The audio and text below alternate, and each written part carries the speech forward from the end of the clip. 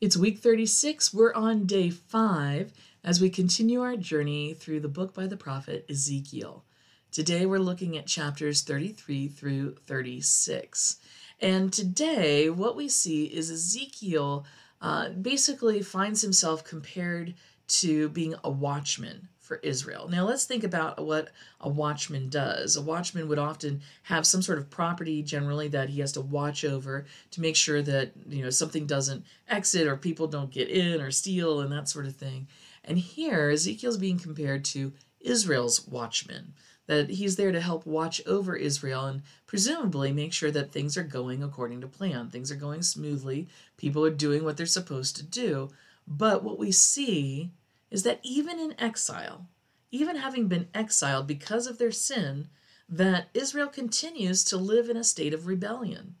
And this is added to by the fact that the leaders of the Israel colony, if you will, there in Babylon, are not acting in the way that they should.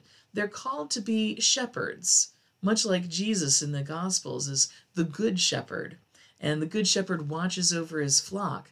Well, the leaders of Israel in this condition, instead of being good shepherds, they're self-centered shepherds. They're only doing what helps them feel comfortable and keeps them situated and in power. And that is a problem. Anytime that we find ourselves in a position of authority or leadership, we become responsible not just for ourselves, but for those around us.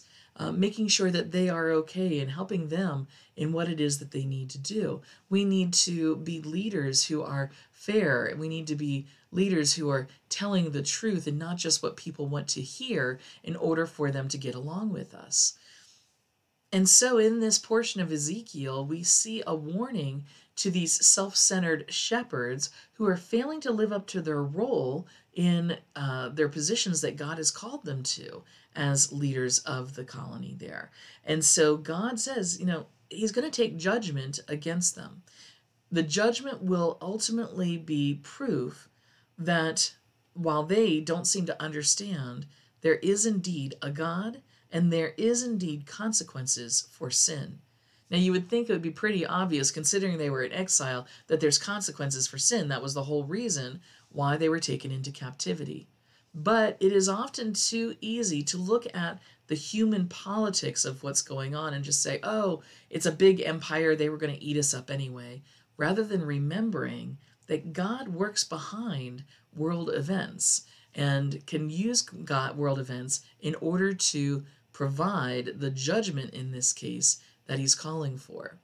So sometimes the circumstances we find ourselves in aren't just a natural occurrence, but a result of God's direct intercession.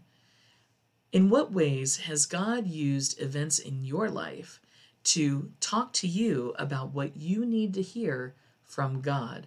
Because sometimes we don't hear it nearly as well from Scripture or a pastor as we do from the consequences of real life.